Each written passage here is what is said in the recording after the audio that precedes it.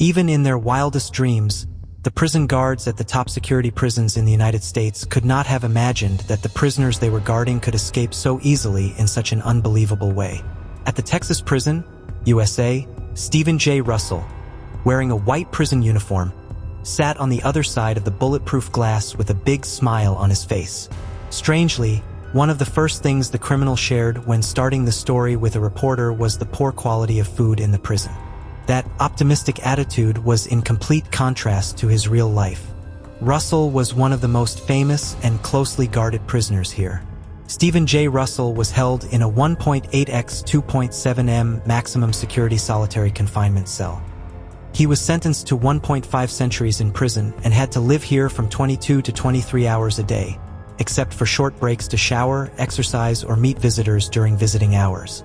Even when he meets visitors, Russell is only allowed to look at them through a thick glass pane, and is not allowed to touch anyone or be touched by anyone, except for the guard who follows him when he enters or leaves his cell. This level of solitary confinement is almost exclusively reserved for extremely violent prisoners or those on death row. Russell is neither. In fact, he has never committed a violent crime and is now 62 and can barely walk. Yet Russell is still closely guarded, simply because prison officials fear embarrassment if he escapes again, after successfully breaking out 4 times in the 1990s. Born in 1957, Russell spent his childhood thinking he was the son of a devout Virginia couple who ran a large agricultural company. However, when he was 9, Russell discovered he was adopted and that his biological mother had abandoned him because she did not want to raise an illegitimate child. Russell later learned that his biological mother eventually married his biological father and had several more children, but that they had no intention of reclaiming their first child and had no contact with Russell. This knowledge shocked Russell. "I felt rejected. I had a little trouble finding out," he said. A little trouble is an understatement. Russell began to act quite extreme, constantly fighting, setting things on fire, and committing petty crimes. Not knowing what to do with their son, Russell's adoptive parents tried to curb this behavior by sending him to a reform school. During his time there, Russell had several homosexual experiences with boys, which left Russell confused about his sexuality for many years. It was not until he was in his 30s that Russell admitted that he was gay. Before he realized this, Russell met and fell in love with a female secretary while she was a volunteer deputy sheriff. The couple later married and had a daughter, Stephanie. Everything seemed relatively normal for Russell until then, except for a brief period of instability when he learned the truth about what his biological parents had done. In his youth, the man who would later be labeled the King of Con Men was a devoted family man who occasionally played the organ in church. However, in 1985, Russell suffered another mental breakdown when his adoptive father died. Among other things, the death of his adoptive father caused Russell to reflect on his life and finally come to terms with his sexuality. After talking to his wife, Russell admitted that he was gay. Russell and his wife agreed to an uncontested divorce. Of the divorce, Russell said, "People use the term cover marriage, but I don't think it was a cover marriage because I was sexually attracted to women, but I was always more attracted to men. I eventually let it go, and it was easier to face my sexuality because I didn't have to hide it." After the marriage broke down, Russell initially focused on making an honest living, working as a sales manager at a food company in Los Angeles. However, after Russell's manager discovered that his employee was gay, he fired him immediately. When he lost his job, Russell lost control of his life. Russell began selling fake Rolex watches and later defrauded an insurance company of $45,000, equivalent to $85,000 today, by pretending to injure himself in a fall. Strangely, neither of these incidents attracted legal attention. It wasn't until Russell filed a fake passport application that he was first arrested in 1992.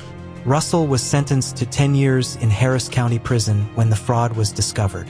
While in prison, Russell was constantly thinking about James Kemple, the man he was dating at the time and had just tested positive for HIV, a death sentence at the time. Needless to say, Russell was restless in his cell knowing that his lover was dying. The idea of escaping from prison occurred to Russell. After observing the guard's shift change schedule, Russell stole a pair of sweatpants and a t-shirt from a room he happened to pass by. Realizing that this outfit wouldn't fool the guard, Russell tried to find a radio that the guard carried. It's unclear how he got the radio. A few days later, Russell waited patiently for the guard to go out for his usual cigarette break and put on his clothes, walked to the door to freedom and found himself walking through it easily. The first escape was successful because Russell had a portable police radio with him, so the guard thought he was an undercover cop. After escaping, Russell went straight to his apartment where Kemple was staying and announced that they had to leave. They had managed to get to Mexico. However, Russell did not stay free for long. Not because the police found them in Mexico, but because Kemple became so ill that he needed to return to the United States for treatment. While in the United States, Russell attempted to commit an insurance scam to raise money for the two of them to live. Unfortunately, he was caught. By that time, Russell had been on the run for about 2 years. A few weeks later, Kemple died while Russell was still in prison. In the spring of 1995, Russell met and fell in love with a fellow inmate named Philip Morris.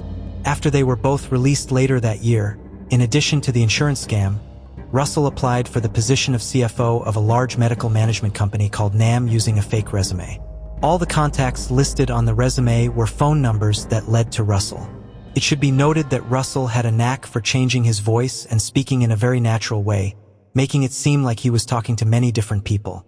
After being hired for the position, Russell planned to embezzle about $800,000, $1.4 million today, right under the noses of the directors. Surprisingly, although Russell had no experience in that job, the founder of NAM later admitted that working with Russell was much easier than working with other CFOs he had met and said that Russell did a good job. With a lucrative salary at NAM, many wondered why Russell didn't live honestly and get back to normal while working there. According to Russell, he decided to defraud NAM partly out of revenge for Kemple, who had been treated badly by similar companies when he was looking for an HIV treatment, and partly because Russell didn't like the way NAM treated people. However, the theft of $800,000 in 5 months was eventually discovered. The police came to arrest Russell. Not wanting to go back to jail, Russell quickly said he was diabetic and took all of Morris' insulin syringes. The police had no choice but to let Russell inject himself with 40 doses of insulin, and he was shocked. Russell later said he had injected so many drugs to kill himself, but Morris said Russell did it to buy time to think while he was recovering in the hospital. The judge was so impressed with Russell's previous mockery of the justice system that he set his bail at $900,000, $1.5 million today. Russell considered the bail unfair. He tried to get it reduced by calling the county clerk from the jail, impersonating a judge on the spot. Posing as a judge, Russell asked the clerk to reduce his bail to $45,000. The next day, he paid his bail and went home. A few days later, authorities realized the mistake, partly because the money Russell used to post bail never arrived, and arrested him again. They had no trouble catching Russell again because he pointed to his boyfriend. "I did it because I wanted to be with Philip," he said. "I lost control." This time, Russell was sentenced to 45 years. Unhappy with his sentence and missing his boyfriend, Russell tried to escape again. He collected a few dozen green markers from the prison and poured the ink into a tank. Once he had enough dye, he put his prison uniform in to dye it green. The color happened to be the same as the uniforms that doctors who came to the prison wore. A few days later, Russell put on the dyed clothes and walked out of the prison again as if nothing had happened. This time, he waited until the doorman answered the phone before approaching the door, so he wouldn't be questioned. The key to Russell's escape from prison was to act naturally. He walked to the woods just outside the prison and quickly got as far away as possible. Thanks to the clothes he was wearing, Russell was able to convince a local that he was a doctor who needed a ride into town after his car broke down. At the time, prison officials sent a helicopter and search party to track Russell down. He was drinking in a bar in Houston.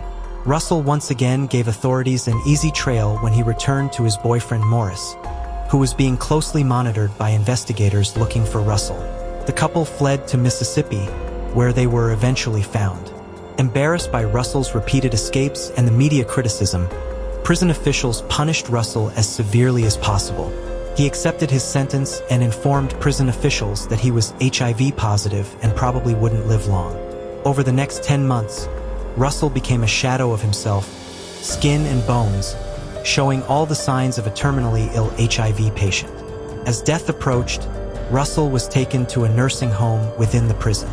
While there, prison officials received a call from a doctor saying that Russell had been selected for a drug trial and needed immediate treatment. Russell was released on medical parole and walked free from prison. A few weeks later, the prison received word from the same doctor saying that Russell had died.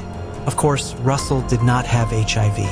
Having watched his former lover die of AIDS, Russell knew the symptoms and did everything he could to imitate them. The hardest part for him was not eating much for months and taking laxatives whenever he ate a lot to get everything out of his stomach. During that time, no prison doctor tested Russell for HIV. They didn't need to because they had all the necessary records to show that Russell had the disease. These records were, of course, typed by Russell himself on a prison typewriter and managed to smuggle the medical records into the prison's internal mailbox.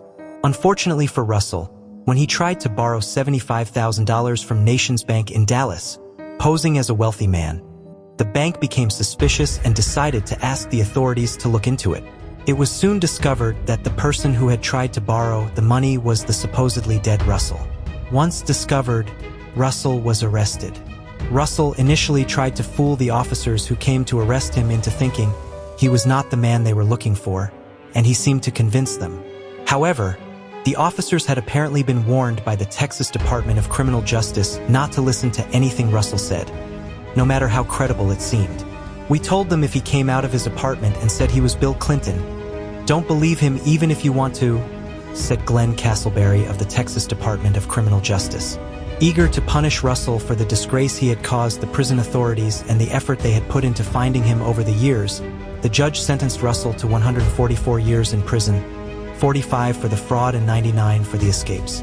Although Russell had been locked up for 22 to 23 hours a day for years, prison officials believed he was plotting another escape. Prison guards also told each other not to believe a word Russell said. For his part, Russell said he had no intention of escaping again. He said all his previous escapes had been for love, for his boyfriend. Unfortunately for Russell, Morris has not been seen since. He has never visited Russell since his lover was sentenced to life. Still, Russell does not resent Morris. "I miss him," he said, "but I am realistic. I don't want to do anything to hurt him." Russell also said that his love for his daughter also motivated him to escape. "My daughter, Stephanie, travels from the East Coast a few times a year to spend time with Dad," he said. "She changed my behavior. She was the reason I stopped trying to escape. She had a lot of power over Dad. She helped me see that my behavior was not only hurting me, but it was hurting her." Russell has been a model prisoner over the years. He has said and done the right things to convince the parole board to grant him freedom when appropriate. Russell's classic escapes have become so famous that they have inspired novels and movies. In 2009, the movie I Love You, Philip Morris, starring actor Jim Carrey, was made based on the life of Stephen J. Russell. Thank you so much for watching. Don't forget to like, share, and subscribe if you enjoyed the content. And as always, feel free to leave your thoughts in the comments below. See you in the next one.